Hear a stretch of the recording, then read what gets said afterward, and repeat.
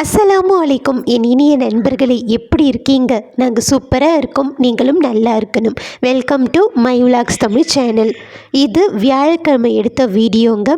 மதியம் லஞ்செலாம் முடிச்சுட்டு ஒரு 2 மணிலேருந்து வீடியோ எடுக்க ஸ்டார்ட் பண்ணியிருக்கேன். இந்த வாஷிங் மிஷினில் பார்த்திங்கன்னா பெட்ஷீட்டு, தலைக்கணி உரை, அப்புறமேட்டு எங்கள் 2 பேர்தும் ஆளுக்கு ஒரு ட்ரெஸ் இருந்தது. அதையும் பார்த்திங்கன்னா கையோடு போட்டு விட்டுட்டேன். இப்போ தான் மிஷின் ஓட ஸ்டார்ட் பண்ணுதுங்க. அப்புறம் பார்த்திங்கன்னா காலையில் சாப்பிட்டது, மதியம் சாப்பிட்டதுன்ட்டு எல்லாமே வாஷ் பண்ணி க்ளீன் பண்ணி நீட் பண்ணி வச்சாச்சு. அடுத்து பார்த்திங்கன்னா மாப் போடுற வேலை. வீடெல்லாம் நல்லா பெருக்கிட்டு மாப் போடவும் ஸ்டார்ட் பண்ணிட்டேங்க. ஏற்கனவே சொல்லிட்டேன் வியாழக்கிழமை எடுத்த வீடியோ அப்படின்ட்டு. இன்றைக்கி தாங்க பெருநாள் வந்த மாதிரியே ஒரு ஃபீல் இருக்கும். ஏன்னா எல்லா வேலையும் மேக்ஸிமம் இன்றைக்கி முடிச்சிடுவாங்க. பார்த்திங்களா, வளைச்சி நான் மாப் போட்டுட்ருக்கேன். வீடு ஃபுல்லாகவே முக்கால்வாசி இன்றைக்கே பார்த்திங்கன்னா க்ளீன் பண்ணிடுவாங்க. மறுபடியும் திங்கக்கிழமை பார்த்திங்கன்னா ரம்ஜான் அன்றைக்கி பார்த்திங்கன்னா காலையில் எழுந்திரிச்சு சும்மா ஒரு வாட்டி மாப் போட்டு விட்டுருவாங்க. இல்லைன்னா சில பேர் ஞாயிற்றுக்கிழமை மாப் போட்டு விடுவாங்க. மேக்ஸிமம் பார்த்திங்கன்னா திங்கக்கிழமை ஒரு வாட்டி மாப் போட்டு விட்டுடுவாங்க எல்லாருமே. நாளைக்கு வெள்ளிக்கிழமை 27வது நாள் நோன்பு. அது ரொம்ப ஸ்பெஷலுங்க.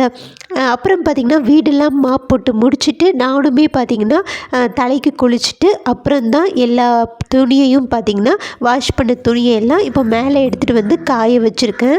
இப்போ மணி பார்த்திங்கன்னா 4 ஆயிடுச்சுங்க. இந்நேரத்துக்கு தலை குளிச்சுருக்கேன். ஏற்கனவே எனக்கு வேறு ரொம்ப கோல்டாக இருக்குது. நான் பேசும்போதே உங்களுக்கு தெரியுதா, செம்ம கோல்டுங்க எனக்கு. சரி அப்படின்ட்டு மாடியில் அப்படியே தலை காய வச்சுட்டும் போயிடலாம் அப்படின்ட்டு வந்திருக்கேங்க. ஆனால் அவ்வளோ வெயில் இல்லை, வெயில் இருக்குது, ஆனால் நம்ம மாடி மேலே இல்லை. சரி ஓரளவுக்கு காயட்டும் அப்படின்ட்டு அப்படியே சுற்றி பார்த்துட்டு நின்றுட்டுருந்தேன். எதுக்கு அப்படி 27வது நாள் ஸ்பெஷல் அப்படின்னு பார்த்திங்கன்னா, சின்ன வயசுலலாம் நம்ம நோன்பு வைப்போம்ல, அப்போ சொல்லுவாங்க, நீ 30 நோன்பு வைக்கலனா கூட பரவாயில்ல, 3 நோன்பு வை, அது போதும். ஃபஸ்ட்டு நோன்பு ஸ்டார்ட் பண்ணுவாங்கள, முதல் நோன்பு, அந்த முதல் நோன்பு, அடுத்து 15வது நாள் நோன்பு, இதை நாங்கள் உருதுல மஞ்சளா ரோஸா அப்படின்னு சொல்லுவோம். அடுத்து 27வது நாள் நோன்பு, அது கத்தம் அப்படின்னு சொல்லுவோம். இந்த 3 நோன்பு வச்சாலே போதும், நீ 30 நோன்புக்கு வச்சதுக்கு சமம் அப்படின்னு சொல்லி சின்ன வயசுலலாம் சொல்லுவாங்க. நான் பார்த்திங்கன்னா 3ஆவது படிக்கும்போதுலேருந்து நோன்பு வைக்க ஸ்டார்ட் பண்ணேங்க.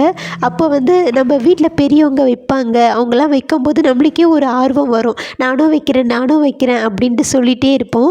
அப்போ அவங்க சொல்லுவாங்க, நீ எல்லா நோன்பும் வைக்க தேவையில்ல, 3 நோன்பு வச்சாலே நீ 30 நோன்பு வச்சதுக்கு சமம் அப்படின்னு சொல்லி இந்த 3 நோன்பு சொல்லுவாங்க.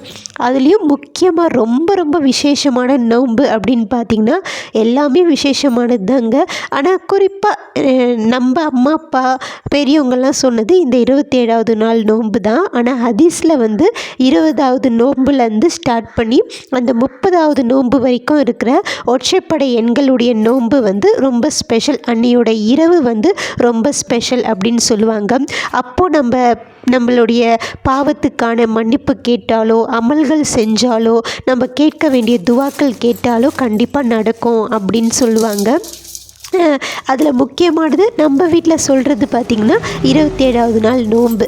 அதுக்கு 26வது நாள் பார்த்திங்கன்னா ஃபுல்லாக வீடெல்லாம் க்ளீன் பண்ணிவிட்டு ஈவினிங் தான் மேக்ஸிமம், நான் எனக்கு தெரிஞ்சு பார்த்திங்கன்னா எங்கள் வீட்டெல்லாம் ஈவினிங் தான் குளிப்பாங்க. தலைக்கு குளிச்சுட்டு அப்புறம் பார்த்திங்கன்னா நைட்டு நமாஸ் படிக்கிறதுக்கு முன்னாடி எல்லாருமே புது ட்ரெஸ் போட்டுப்பாங்க. நான் ஒரு பிங்க் கலர் ட்ரெஸ் போட்டுட்டு சுற்றிட்டு இருந்தேன்ல, அதுதாங்க நான் 26வது நாள் நைட்டு போட்ட ட்ரெஸ்ஸு போட்டுட்டு நைட்டுக்கு பார்த்திங்கன்னா இஷா நமாஸ் முடிச்சுட்டு அப்புறம் பார்த்திங்கன்னா இந்த நோன்பு இந்த நமாஸ் படிக்க ஸ்டார்ட் பண்ணுவாங்க. லைலத்துல் கதர். நம்மளால் எவ்வளோ ரக்காத்துக்கள் முடியுதோ, எவ்வளோ நேரம் முடியுதோ நைட்டுலேருந்து தொடங்கி மறுபடியும் 3-4 மணி வரைக்கும் நம்ம நமாஸ் படிக்கலாங்க. நம்மளால் முடிஞ்ச அளவுக்கு நம்ம நமாஸ் கேட்டு அமல்கள் பண்ணி நம்ம துவா கேட்கணும். என்னால் முடிஞ்சது ஒரு 11:30 மணி வரைக்கும் நான் படித்தேங்க. அப்புறம் பார்த்திங்கன்னா தூங்கிட்டேன். அதுக்கப்புறம் மறுபடியும் 4 மணிக்கு எழுந்திரிச்சு நான் வந்து பார்த்திங்கன்னா நோன்பு வச்சிட்டேன். 4 மணிக்கு சஹர் பண்ணிட்டேன். சஹர் பண்ணது சிம்பிளாக தான் பண்ணேன். அதனால் பெருசாக தூக்க கலக்கம் வேறு இல்லையா, அதனால் பெருசாக வீடியோ எடுக்கலை. அப்புறமேட்டு காலைல ஹஸ்பண்ட் வேலைக்கு கிளம்பி போயிட்டார். இது இஃப்தாருக்கான ஒர்க்கு தாங்க போய்கிட்டு இருக்கேன். என்ன பண்ணேன்னு சொல்கிறேன். நான் வந்து பார்த்திங்கன்னா உளுந்து காலையிலேயே ஊற வச்சுருந்தேன். அதை பார்த்திங்கன்னா ஆட்டி எடுத்துட்டு மிக்சியில் தான் ஓட்டி எடுத்துகிட்டு வந்துட்டேன், அரைச்சிட்டு. அதில் வந்து ஒரு 4 கரண்டி எடுத்து வடைக்காக எடுத்து வச்சுட்டேன். மீதி இருக்கிற மாவில் பனங்கற்கண்டு இருக்குல்ல, அதை வந்து கரைச்சி அந்த உளுந்து மாவில் வந்து வடிகட்டிட்டு அதையும் பார்த்திங்கன்னா ஒரு ஓட்டிட்டேன். ஏன்னா நம்ம அப்படியே கரண்டியால் கலந்தோன்னா மாவு மாதிரி வராது. அதனால் மாவு மாதிரி இட்லி மாவு மாதிரி வேணும்னா நம்ம மிக்சியில் ஒரு வாட்டி ஓட்டிட்டு அதை பார்த்திங்கன்னா இட்லி பாத்திரத்தில் தட்டில் வந்து நெய் ஊற்றி வச்சா செம்ம டேஸ்ட்டாக இருக்கும். என்கிட்ட நெய் இல்லை, நான் தேங்காய் எண்ணெய் தான் ஊற்றி அப்படியே நம்ம இட்லி எப்படி அவிப்போமோ அதே மாதிரி அந்த உளுந்து மாவை போட்டு அவிச்சு எடுக்க வேண்டியதுதான். அதே நேரம் தாங்க ஆகுது. 15 நிமிஷம் மீடியம் ஃப்ளேமில் வச்சுக்கிட்டேன். இந்த சைடு பார்த்திங்கன்னா நான் கார சட்னிக்கு வதக்கி விட்டுட்டேங்க. என்னென்ன சேர்த்தேன் அப்படின்னு பார்த்திங்கன்னா தேங்காய் எண்ணெய், அப்புறமேட்டு காஞ்ச மிளகா, இஞ்சி, பூண்டு, ஒரு 2 பெரிய வெங்காயம், அப்புறமேட்டு புதினா, கொத்தமல்லி என்கிட்ட இல்லை, உங்கள்கிட்ட இருந்தால் சேர்த்துக்கோங்க, கருவேப்பிலை, அப்புறம் 2 பழமான தக்காளி போட்டு உப்பு போட்டு நல்லா தொக்கு பதத்துக்கு வதக்கி இறக்கி வச்சுட்டேன். அடுத்து பார்த்திங்கன்னா சோயாபீன்ஸ் காலையிலேயே ஊற போட்டிருந்தேன். அதையும் இப்போ பார்த்திங்கன்னா குக்கரில் போட்டு ஒரு 5 விசில் விட்டு இறக்கிக்கலாம்.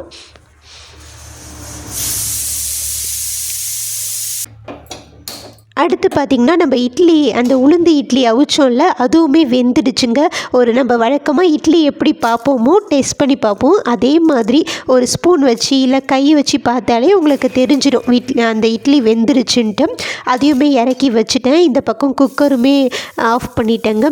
அடுத்து ஒரு தாளிப்பு கொடுக்குறோம். எதுக்கு அப்படின்னு பார்த்திங்கன்னா கார பணியாரம் செய்ய போகிறேன். சிம்பிளான ஒரு தாளிப்பு தாங்க. தேங்காய் எண்ணெய், கடலைப்பருப்பு, உளுத்தம்பருப்பு, காஞ்ச மிளகா, அப்புறம் பார்த்திங்கன்னா ஒரு பெரிய வெங்காயம் கட் பண்ணி போட்டு அப்புறம் பார்த்திங்கன்னா அதை வந்து மாவில் கொட்டிட்டேன். ஆறின பின்னாடி இட்லி மாவு தான் எடுத்திருந்தேன். இப்போ பார்த்திங்கன்னா நம்ம கார சட்னிக்கு வதக்கி வச்சுருந்தோம்ல, அதையுமே பார்த்திங்கன்னா நான் அரைச்சிட்டு வந்துட்டேன். இந்த பக்கம் இந்த பணியார சட்டியும் காஞ்சிருச்சு. அதில் கடலை எண்ணெய் தான் சேர்த்துருக்கேன்.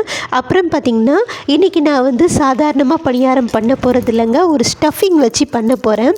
அதுக்கு வந்து நம்ம பாதி குழி அளவுக்கு அந்த மாவை போட்டுட்டு நம்ம அரைச்சிட்டு வந்தோம்ல கார சட்னி, அதை ஒரு ஸ்பூன் போட்டு அப்புறம் பார்த்திங்கன்னா நீங்கள் மேலாப்பில் ஒரு அரை கரண்டியோ 1/4 கரண்டியோ மாவு போட்டு ஸ்ப்ரெட் பண்ணி அதை வந்து ஃபில் பண்ணிட்டீங்க அப்படின்னா சூப்பரான ஒரு ஸ்டஃபிங் கார பணியாரம் ரெடி ஆகிடுச்சிங்க. செம்ம டேஸ்ட்டாக இருந்தது.